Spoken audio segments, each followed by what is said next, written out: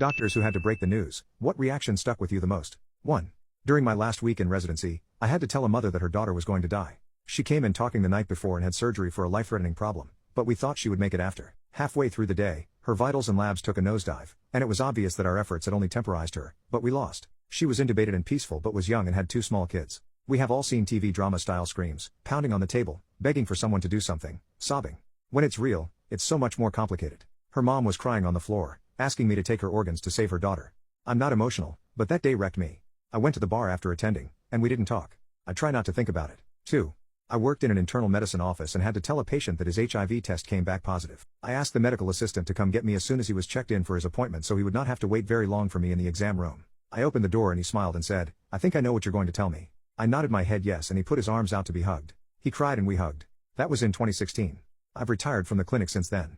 He connected with me on social media. His viral load is undetectable and has a new job that he loves. 3. When I was a resident and training in the PICU, pediatric ICU, I had a family whose 3 sons were in a horrible car crash. One thankfully walked away with only a broken arm while the other 2, unfortunately, were admitted for severe injuries, and I was assigned to be their primary medical provider.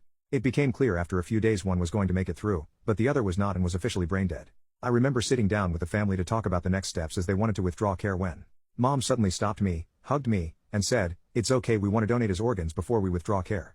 The day he was born, I just knew I had to name him Valentino so he'd have a big heart, and now he can give that heart away to someone who needs it. I've never cried as hard as I did when they wheeled him to the OR for organ procurement, and I still tear up to this day. 4. In the first year of being a doctor, a patient had an abrupt, very unexpected, code and died shortly after we had just discussed starting a new round of chemo the next day. He was fully laughing and just hanging out with his family in the room not 30 minutes before he passed. It was the kind of experience that shook you and made you consider leaving medicine because you do not know if you will ever trust yourself again. I lost it and spent 15 minutes ugly crying in a stairwell before I could bring myself to go to the family waiting room and tell them. But when I got there, they said they figured out what had happened. They were sad but thanked me for at least making his last day a happy one and hugged me. I slept on the floor that night out of exhaustion. Their reaction is the only reason I was able to peel myself up in the morning and get back to work. It has been years, but I will never ever forget it or him. 5. Doc. I just had a young lady die of a drug overdose. She was only 22.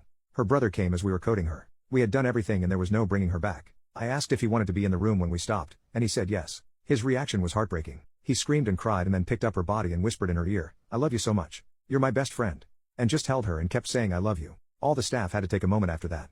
I've done this for 8 years, and that was one of the saddest, most heartbreaking things I've ever seen. I'll never forget them.